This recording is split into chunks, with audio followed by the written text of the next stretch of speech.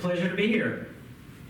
I was driving up, so I brought one of our apprentices. This is Emlyn in the front of the room, and it was fun because you get to play tour guide. Someone's like coming from out of the region, so she's one of our new apprentices up at the Center for Wildlife. So I just wanted to chat a little bit about the Center for Wildlife before we get going, because that's a context in which I'm going to speak today, especially our experiences, understanding what's happening with seabirds in a very interesting, complex puzzle of changing climate and a variety of other things.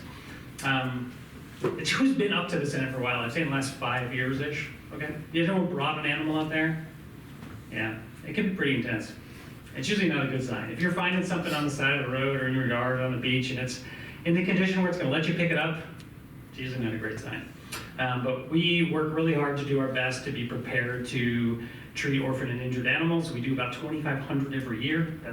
And this is our 40th year in existence.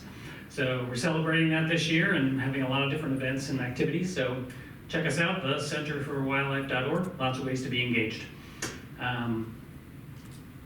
So it's really interesting because in preparing for this, when these fine folks reached out to me, I've done a lot of partnering over the years with the Center for Wildlife, with the library, with York Land Trust, with a lot of local orgs. I've been passionate about sharing this more than human world we all live in with everyone else, and my excitement for it, whether it's as a guide or an educator, research, you name it.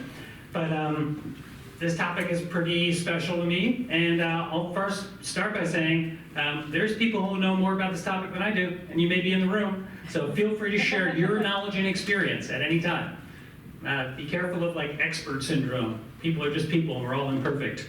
So I welcome your perspective. I even brought some perspectives of other people that I wanted you to be able to hear about. So I wrote some of those down, and I've got some things in presentation as well. So as we go along, if there's something you're really excited to chat about or ask, go for it. I will save some time at the end for sure, as well. So there'll be that option too. Oh, that was supposed to be making noise. You're not making noise. Hello, little puffins. Okay, doesn't want to make noise. That's okay. Oh, they're making noise. There we go. A lot of people don't really know that weird puffin noise. That does come out of a puffin, folks.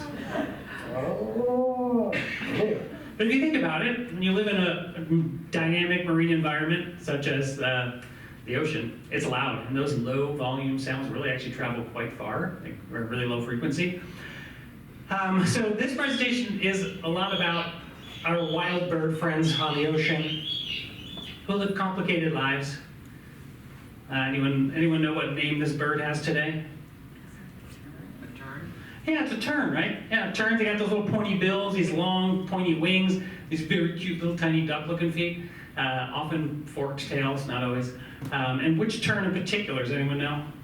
It gets a little important when we're talking about the conservation species, is knowing the different ones, but you don't have to know, it's not a big deal.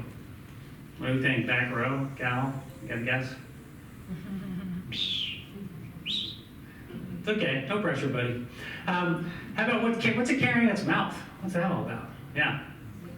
A fish, yeah, exactly. Someone said sand lance, yeah, a sand lance. It's carrying a very particular kind of small fish. Almost looks like a little herring. We're gonna get into a little bit of fish here because those are critically important for a lot of our seabirds.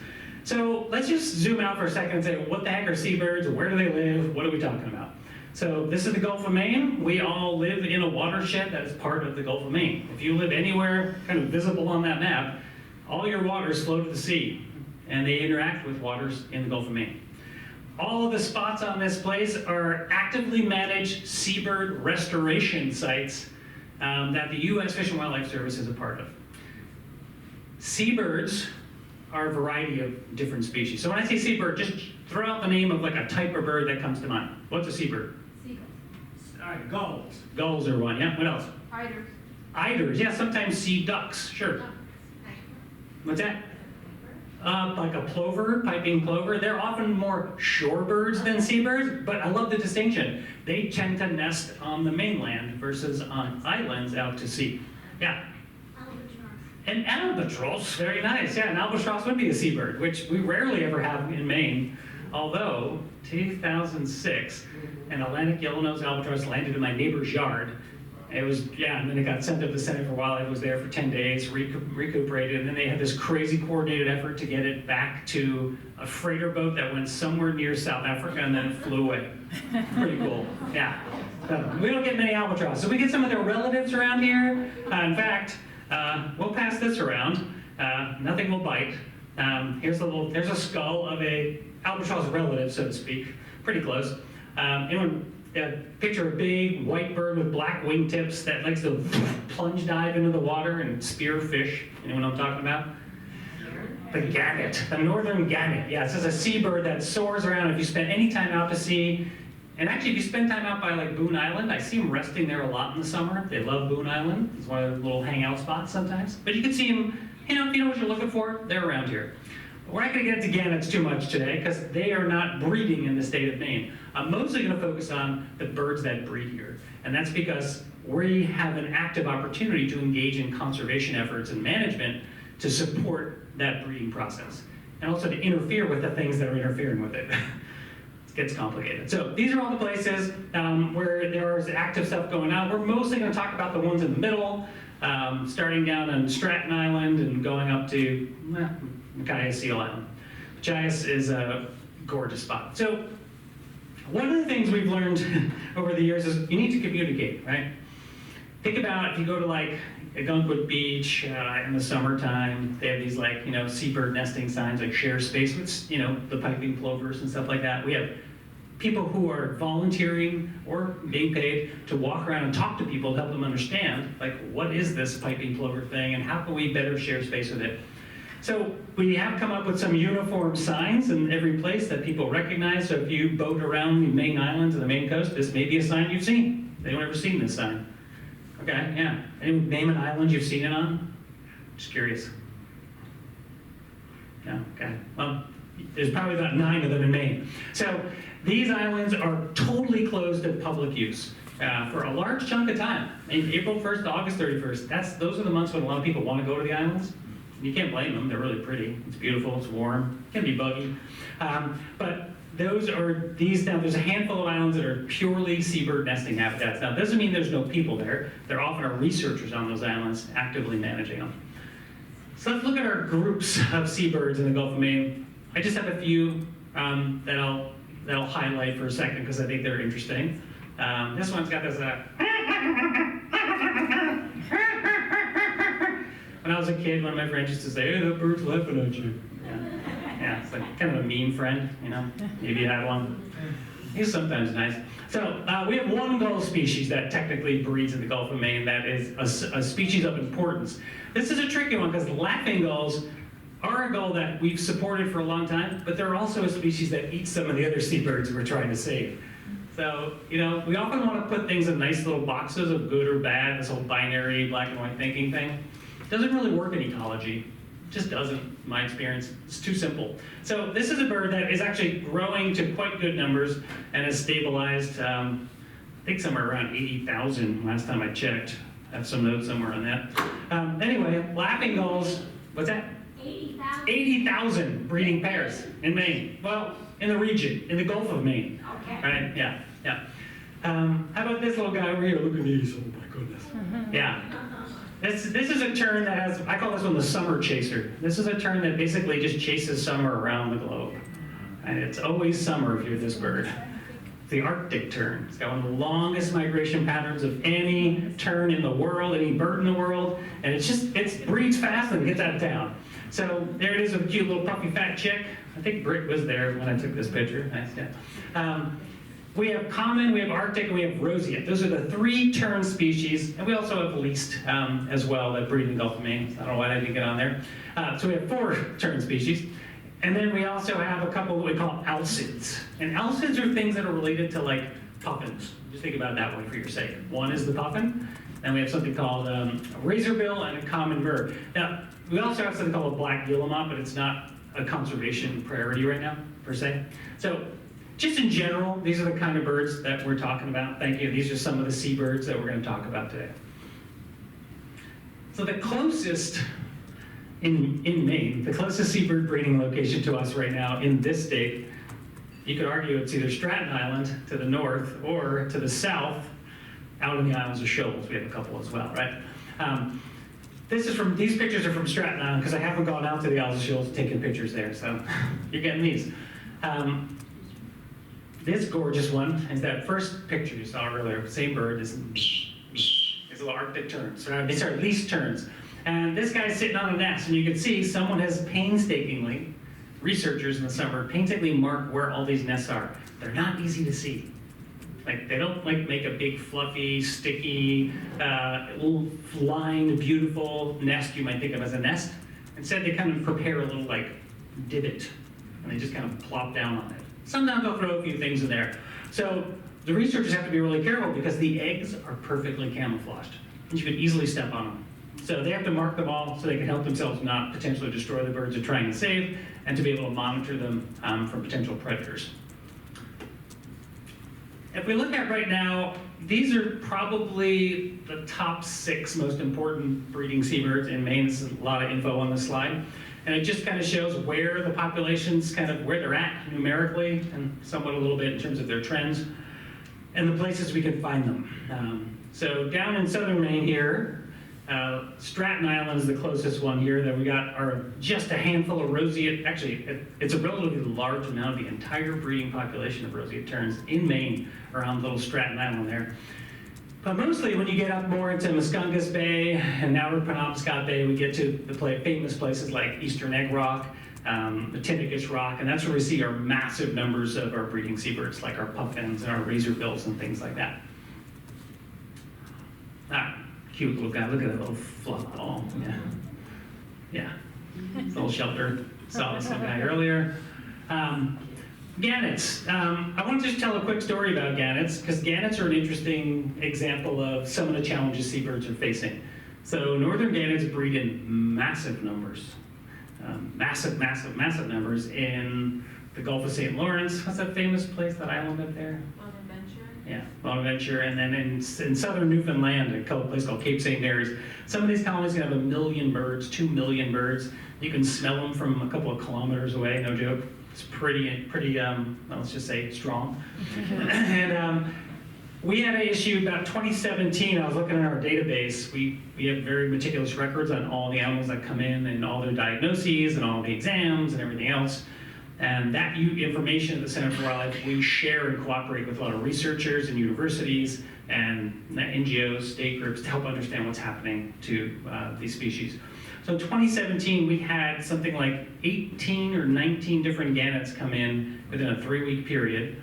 They were just being found on the beach. They were being found at Sea Point, Kittery. They were being found on New York Long Sands. They were being found in Ogunquit, an Old Orchard, all over the county and even further north. Avian Haven, they took some, their rehab facility up and sent, they took some as well. We took some. They were showing up everywhere.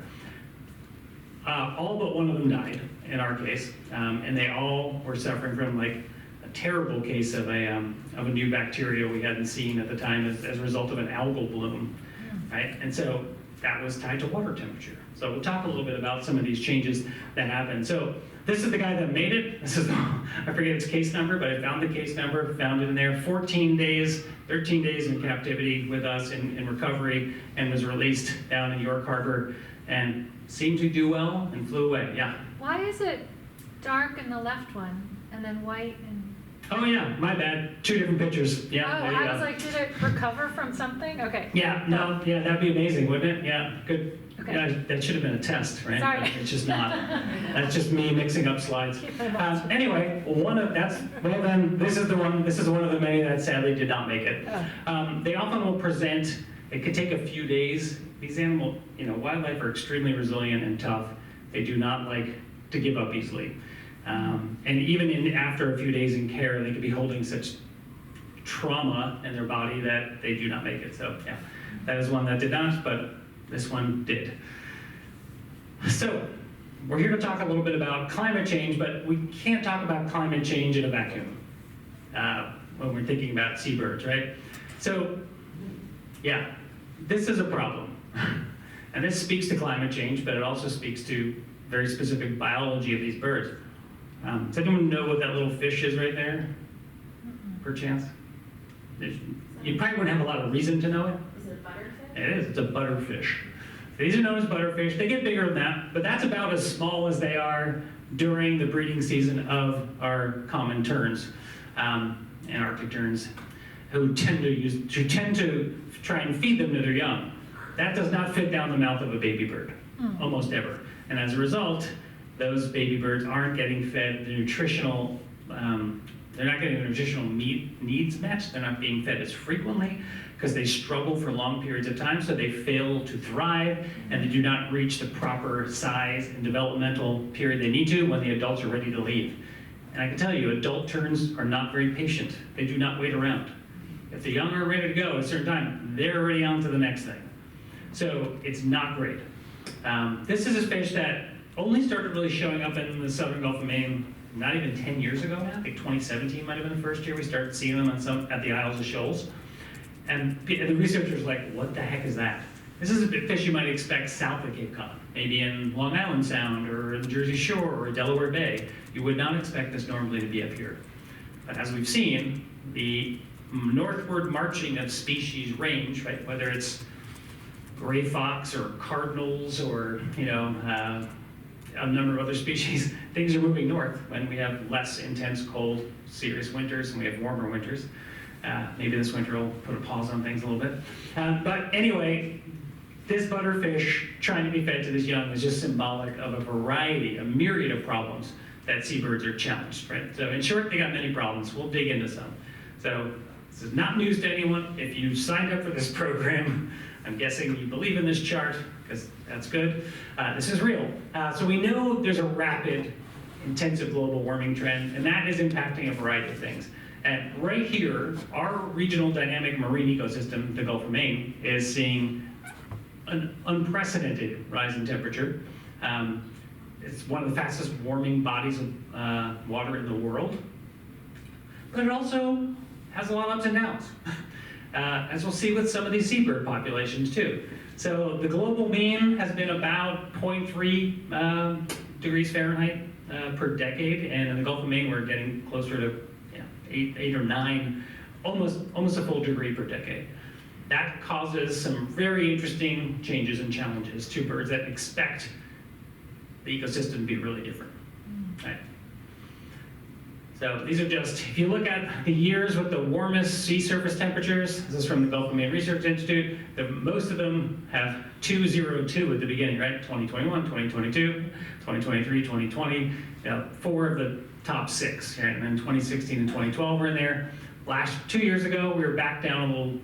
These are still, the warmest of all, still in the top 15. So this is definitely a bit of a concern, for sure. And we don't understand the full extent of how it will impact that Gulf of Maine and how it will impact, Not good. Yeah, I mean, I'm a firm believer in that nothing is all good or all bad, and there are always things that benefit when things change, because nothing is constant except change, and these habitats are always changing. It's the rate of change, and if we're attached to the way things are and the species that are there, then yeah, that's not good in that sense. But they're changing, and they're changing at a pace, and some of them will keep up with that pace, and some of them won't. We'll get into that. So if we look at what are the major currents that really are driving life in the Gulf of Maine, excluding the runoff from the land, the seawater here is coming mostly down from the Scotian shelf, so it's coming in the Labrador current, is that hot pink or that hot greenish yellow current, comes down, curls around Nova Scotia, circles around the Bay of Fundy, comes back down, circles around the Gulf of Maine, finds its way out around Cape Cod, right? So that's our nice cold current. The Gulf Stream is coming up and hitting Cape Cod and going away. We rarely see that coming up our way. So these are really important drivers that are feeding the entire ecosystem, right?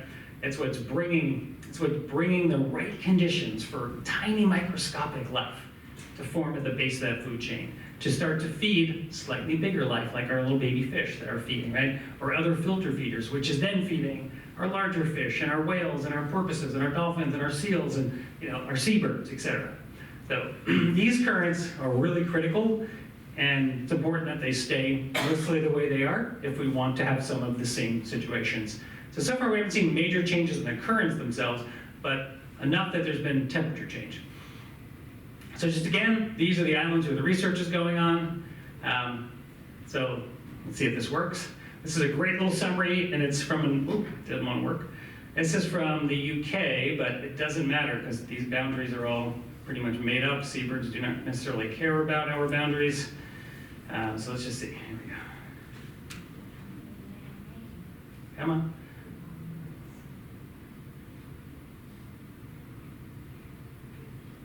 You can do it. Or not. Okay, so be it. Basically, what this video was going to talk about, which worked an hour ago. Let's see, let me go back to this. All right, now it's just locked up, so give me a minute. Something happened. Yeah, you can do it. Oh, all right. You can enjoy a cara in the meantime. And let's go back to here. I'll give it one more shot. That's just from the Royal Society for the Protection of Birds, which is a UK-based organization that does a lot of great work. Okay, that's okay. We're gonna go here. Nothing like a good polycrisis to get us excited. So this is a term that, oh, hello. This is a term that, whoa, wow, you just. I was at a retreat for, yeah, I don't know why it's being weird now. Anyway, at a retreat for a bunch of organizational leadership, and we're talking about polycrisis and like how to handle when you have all this stuff going on in the world. That can be hard to absorb. It was actually really helpful. But if we look at what some of the things the seabirds are dealing with, direct, indirect, we'll pop on some of these. Yeah, here's a great disturbing image from, that is a giant mouse, so that is New Zealand, I think South Island, literally eating a seabird chick on the nest. We don't have that problem here, but we do have black rats and Norway rats, which can do really similar things to the young in their burrows. So that's like literally biotic interactions where you have species that normally wouldn't be in a place are now there and often in abundance. We sometimes call them, pest species. Sometimes we call them invasive species. We come up with a lot of words. They don't really care about our words. They're just doing what they do. And so that's one of the things we're saying. We already talked about the butterfish, right? Secondary impact of changing climate, warming water, new fish coming in, old fish moving out. Happens at a pace faster than some of the birds can deal with. Direct impacts, this was 2022. This one was actually in St. Paul's Island in Alaska. Actually, it wasn't 22. We had the heat waves in 22. When it gets so hot on these black rock islands, sometimes these young birds just die off in massive numbers. It's just too hot. Frankly, they boil. They suffer from heat stroke, the equivalent thereof. Birds do not sweat. Birds can be really challenged in warm conditions. Like when we go out with some of our birds of prey, our ambassador species, if they're used to being outside all day, I bring one in here for 30, 40 minutes, I can start to see them panting. I can start seeing them raising their feathers up, right? They need to get back outside. They don't do great in rapid temperature changes and extreme heat. So these were all tufted puffins that passed away within like a week, I remember that year. And then we have all these different changes of somewhat unpredictable, large-scale climatic events, especially bomb cyclones and the like in wintertime, and then hurricanes in the summer. And they're happening in a way that's a little less predictable, a little more frequent, a little more intense than we've seen in the last 50 years. Then we have to deal with something like this. And while this chart is really looking at land birds, this was meant for some of our Western equivalents to our chickadee, the great tit in England, or all over Eastern Europe, Western Europe. Mismatch, right? So in a normal year, the great tit arrives, it's breeding time, it lays its eggs here, and just when its babies are starting to develop, there's all these amazing caterpillars, right? But you get climate change, you get an early onset of spring, all of a sudden you get a hatch out way earlier, then your babies are born, there's not enough food. We're seeing the same thing, this ecological mismatch, this phenology change, where it's stuff that used to always happen at a certain time, not happening there again, and it's hard for some species to catch up with that. Some adapt to it better than others. Razorbills, for instance. They seem to be adapting pretty well to a lot of these challenges, but puffins, still to be determined. And then it sounds like one of the earlier talks, I did not get to watch this one, but thinking about the travels of ocean trash, marine debris is a big issue. Anyone who spends time on the ocean, you've seen it. You walk the beach, you see it. And then we're not even talking about the microplastics we can't see. We're just talking about the larger debris, right? So, this is an article from a couple of years ago about that as well, Maine Coastal Islands Refuge, right? But I just wanted to point out this one story, because it is a story that is hopeful, and it is a story that is true, and it is a story that the ending is not written. So over 50 years ago, this character named Steve Kress came over from Scotland, and he was doing some research, and he thought, what if we tried to get puffins back to Maine? They haven't been here since 1880. This was what, 1960? Well, it's 50 years ago just now. So yeah, late 60s, early 70s, early 1970s. And they thought it was ridiculous. And he had this idea, what if we just paint a bunch of little decoys, stick them on the islands, and we start cranking out the songs of puffins. Really loud speakers. Right? Neighbors must have loved this. This crazy little Scotsman and his little tam running around the islands, painting all these little decoys. And it took a while, but puffins started showing up. And then more puffins started showing up. And then other birds who cooperatively bred, or at least like peaceably bred with puffins, started showing up on the same islands and breeding there. Then they said, well, what if we do this with other species? And they started making razorbill decoys and tern decoys and all these other things. And just say, why not? What if we start playing these sounds? And it's kind of like you're in a new town, you've never been there, trying to pick a place to eat for the night. You don't go to the empty parking lot, right? You go to that restaurant, and it's like, oh, this place is great, got great reviews, there's a lot of people there, it looks kind of busy, but not too busy, right? And so that's the kind of place you might want to go. So when a puffin, a wayward puffin who doesn't have a lot of friends in the neighborhood, is flying around looking for somewhere to go, they hear and see puffins, they're like, yeah, all right, that's our people, right? And they started doing this. And this research project slowly gained some credibility, and they started publishing papers on it, and they started getting some more funding, and it grew into this massive, amazing thing. And if you're ever up in Rockland, Maine, you should go check out the Project Puffin little store and building, and you can read more about this and hear about it, and get cool puffin gear that supports seabird research now. Technically, Project Puffin is done. That project is shut down, not for any good or bad reason. It's just like it met its end, and now it's part of a larger project. But the Maine Coastal Islands National Wildlife Refuge and the Maine Seabird Project through Maine Audubon and National Audubon still continues. And these puffins you can see are wearing very cute bracelets. Those are all bands that they get put on them when they're young, so we can monitor and track them and know where they were born and then where they might be wintering. There's still a lot of basic stuff we don't know, period, about birds, period, about life, period. So we don't really even understand a lot of the annual cycle of puffins. Like, we don't know mostly where many of them are for most of the year. Like, so we don't know what might be impacting them outside of this Gulf of Maine situation as well.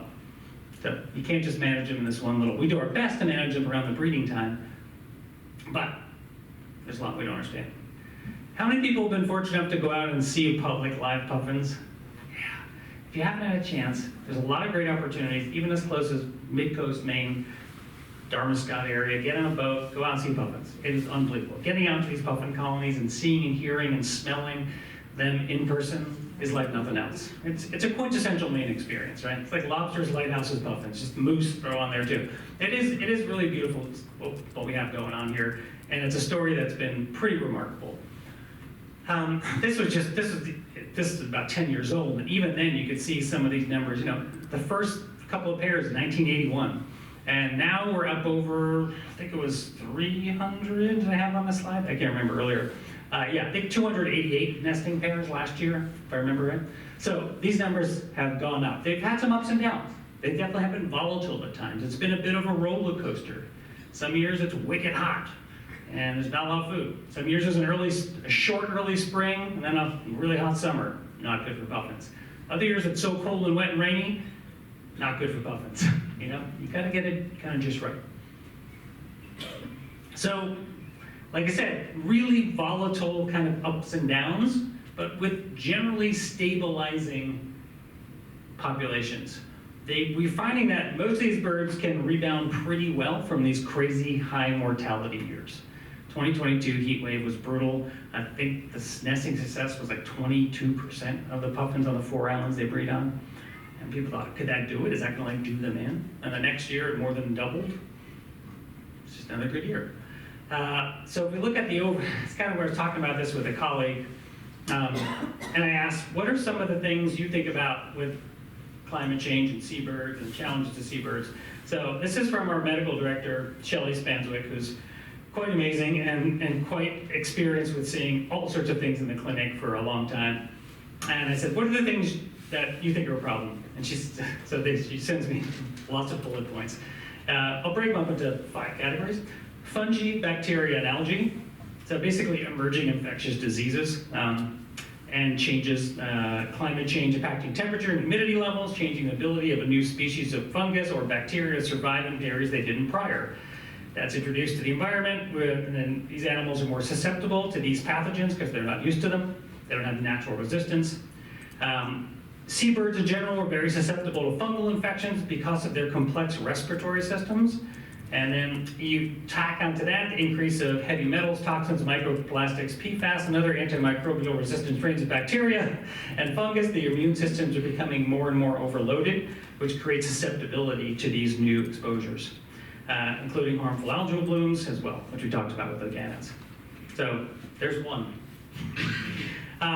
The one we haven't talked about yet, which is very relevant right here, is highly pathogenic avian influenza, bird flu.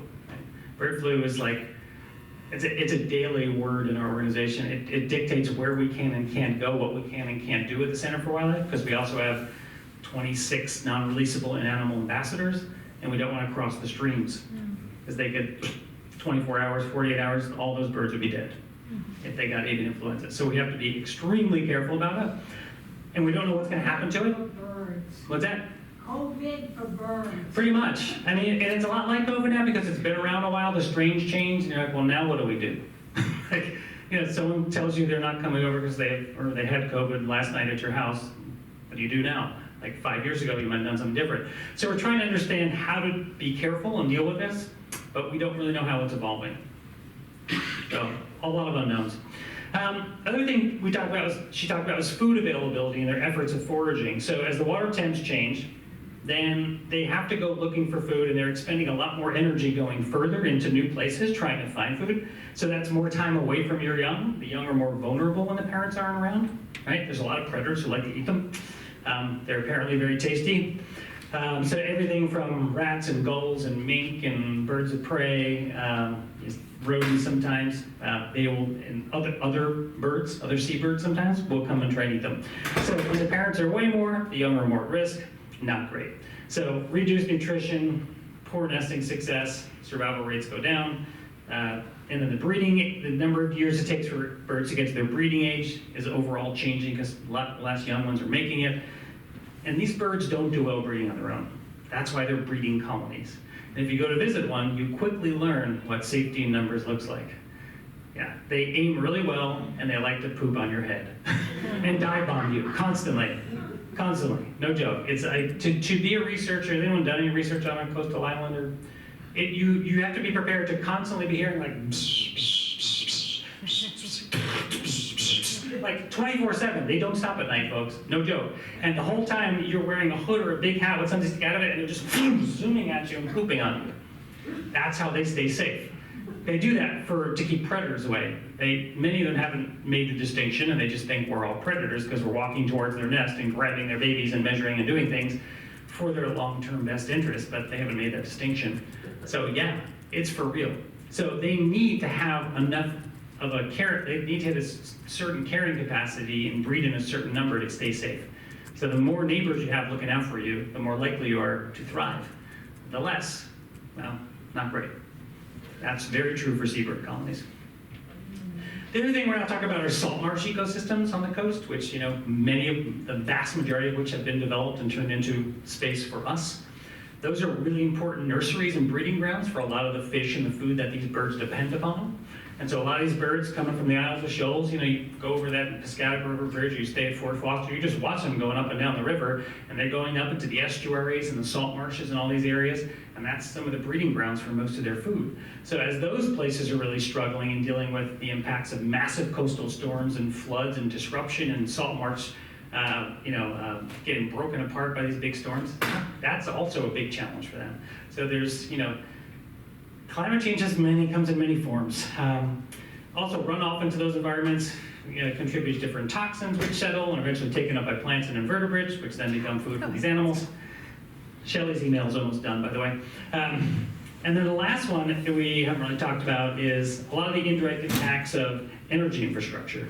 So as we start to think about how do we generate energy and meet our demands for energy, which is a whole nother question, we're looking at the potential of different offshore development, right? And no solution is perfect, right? And so one of the challenges with offshore energy development is disruption of the habitat, light pollution that often comes with some of these things, disruption in some of the currents, the intrusion of new chemicals and things that stay in the water that don't go away for a long time. And there's just a lot we don't know about what will happen. So there's a lot of unknowns in that process. So there's research going on right now about this, and we don't even know much about changes in air pressure, electromagnetic fields, anything like that. A lot of birds use, they use all sorts of magnetic fields for their own navigation and their hunting techniques, actually, just like foxes and other things. So they're using a lot of things we can't see. There's so much we don't understand about animal perception, so it's hard to know what's going to impact them or not. So we're just keeping to pay attention. We're keeping track of what they're actually doing and trying to understand. So one of the ways of doing this is species that get the most intensive kind of conservation efforts are the ones doing the best. So basically, when humans are working in a way to counteract many of the really challenging things we just talked about, that's where we often see the most success. So that means things like you might not like that might mean shooting foxes or mink or removing and killing gulls or crushing gull eggs on the nearby islands. Because in conservation, you have to put a value on something. And that means you might have to devalue something else. We do have laws, at least last time I checked, are called the Endangered Species Act, and those require certain actions that allow you to do certain things in order to protect those species that are at a certain population level. So, in Maine, we've been working really hard, as well as many other parts of the world, to protect and try and support these seabirds when they're going through a lot of these hard things. But the fact is, the complexity of these challenges and the amount of unknowns, it makes it very, very hard to predict and know really what are the key things that are really working. Because the data and the variables are dynamic, and the environment is dynamic. So we're still learning, so that's why we have to keep monitoring, we have to keep collecting data, we have to keep doing things like putting down big weed barriers to allow the sand to be there so that the leaf terns will actually use the sand and nest there.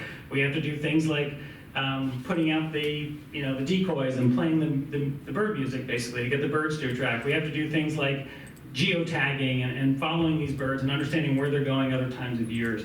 And we need to be letting the public know about it. We need to be giving them space by putting up these seabird protection signs and making sure that these islands are being kept for the birds. There's plenty of other islands you can go to. Maine's got a lot of islands.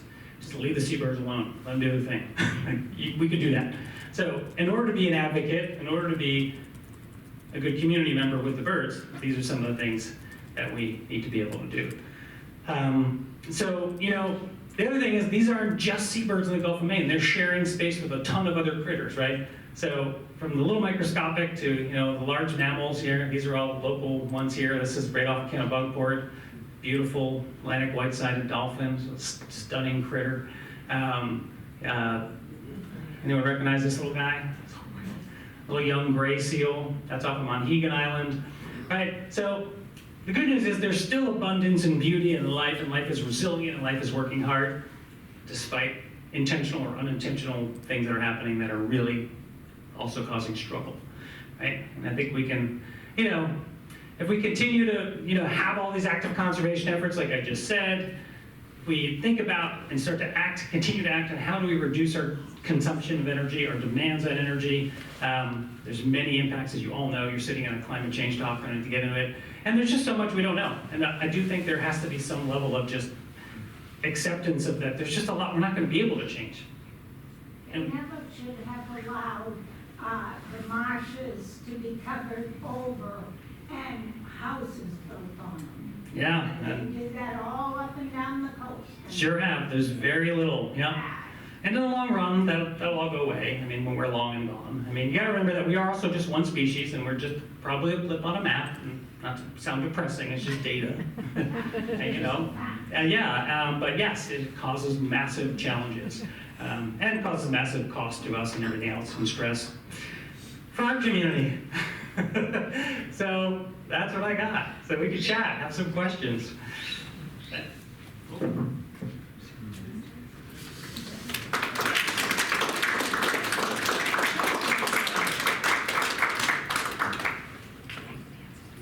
What's on your mind? Yes. They're doing that antacid thing over in Woods Hole. How's that going to affect the ocean and the seabirds? I'm not familiar with this. Can you say more about it? They're using some kind of chemical to take down the temperature of the Yeah. thing. Yeah, it's definitely still in a trial phase, and we don't know what scale we can reproduce that at, right? That's the biggest issue. Just like when we look at things like cloud seeding and any of these things at a very large scale, for us to be able to make noticeable impact at a large scale, hard to say, probably not terribly likely, but maybe in little pockets when we can use it wisely, we can make a big difference. But yeah, Karen. I have a puffin question. Yeah. Why are their beaks shaped like that? And so many of the other seabirds are so narrow. Yeah, puffin bills. Yeah, why has anyone got any thoughts on why puffins have those really funky shaped bills? Yeah, what you got, Cal? So they can fit a lot of fish in their mouth at once. Okay. He said, Cal says they can fit a lot of fish in their mouth at once, and that's definitely one of the reasons for sure. Yeah, and notice, why would they also be so colorful, I think? To attract a mate. Heck yeah, because they look awesome. Yeah. Yeah, like, dang, check out that bill, right? Yeah, it's just a good looking bill. I mean, it gets people excited. It's also great for visual signaling from afar. They live in a very often foggy, kind of rough place where there's not a ton of visibility. So having something really bright, we often talk about really striking, contrasting patterns. That's typical of seabirds. Often it's like stark blacks and whites, and then often some splash of color in addition to that, so you can see your peeps from far away. You can tell, those are my people over there, you know. You can see the ones that you don't want to eat you, or the ones you want to go hang out with, or whatever. So yeah, a lot of visual community. A lot being said with those colors, or lack thereof. Yeah, Amanda. Are they finding, are birds who are struggling with the food source finding alternative sources of food? Like, Sometimes. We're also, I mean, this topic could go on for days. Like Atlantic herring is really crashing. It has been for a while. That was a really important food source for a lot of birds, roseate terns, Arctic terns, puffins. And so then they've shifted over to like the sand lance and a couple other small little fish that look just like them. But they don't all have the same makeup, you know, so they all have slightly different nutritional benefits. So they do their best. Like I said, they're resilient and they're adaptive, but often it's just about how far are they and is there enough? And you know, as more seabirds do better and better, then is there, you know, are those fish populations also going to meet that capacity? You know, are there going to be enough? And generally there has been, but some years there's not, and that's where we see big die-offs. Yeah. But they adapt, they try new things. There's a lot of interesting documentation and people noting the different interesting things that, you know, they're like us, they have different personalities. Some take more risks than others, some are more curious than others, some aren't as bright as others, and they just, sometimes it works out well, sometimes it doesn't. You're like, oh, let's eat that, and it may kill you, or it might be the newest best thing for the next 30 years. So, yeah. Yeah. Are there volunteer opportunities at the Center for Wildlife? It's funny you should ask. Yes, there are. Is there volunteer opportunities at the Center for Wildlife? And yeah, we do rely upon volunteers. We have over about 100 a year, maybe 140 some years. And actually, just today, I met with our new volunteer intern coordinator, highlighting all of the places we can use volunteers. And we do have quite a few openings right now. So if you go to our website, you will see there's a form you fill out to apply to be a volunteer. And we have volunteers on our clinic who are actually working with patients, the animals that come in that are injured, and we have volunteers that help run our entire nature center and help care for our ambassador birds, and turtles and snakes and other things, and those are critical as well. And that's my department, so I'm going to push you to volunteer for that department. Yeah. Anyway, yeah, they're both amazing. Yeah. Yes? What are those birds that we used to see whole flocks on the beach? They go this way and that way. What are they called? Are they fast and on the ground and they all turn at once? Yeah, isn't that cool? We don't see them. Yeah, so it sounds like you're talking about some sort of sandpiper probably, like a flocking little, people give them all different names. One of my friends the other day, I was out, last summer we were out, and these little semi-palmated plovers came by in these little flocks. And he's like, oh yeah, shit pokes. And I was like, never heard that name before. Yeah, anyway, it sounds like sandpipers, but there's many different types, and they are mostly seasonal. Yikes. And their numbers have been struggling a bit, but they are still around. I mean, I just had about 100 or so sanderlings on a Gunkwood beach like last week in the dead of winter, so they're still there. They're cold, but they're there. Yeah. Anything else before we wrap up? Yes, in the back. What do you do when you see a dead bird on the beach? Just avoid it? A dead bird on the beach, especially right now, yeah, I would say don't even handle them. There's so much avian influenza going around, and we don't know what it's going to do to anything, frankly. There are some groups you can volunteer, like CNET. There's a couple where you can become a volunteer and walk a certain stretch of beach every day and document and take pictures of everything, and then you can identify them and pick up on trends. That is useful data at times. That's one thing. There may be other initiatives as well that I'm not aware of. Because yeah, a lot of stuff does wash up, especially after big storms. A couple years ago we saw all these little cute, tiny little mini football-sized birds called dovekies, kind of look like this. This actually reminds me more of a guillemot. It's marked dovekie. Sometimes they're not marked correctly.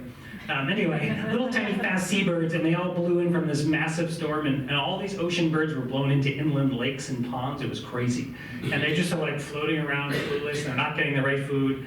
And then we had them in our big tanks in our water bath. It was amazing. They were just like zipping around like little wind-up toys. They were very sweet.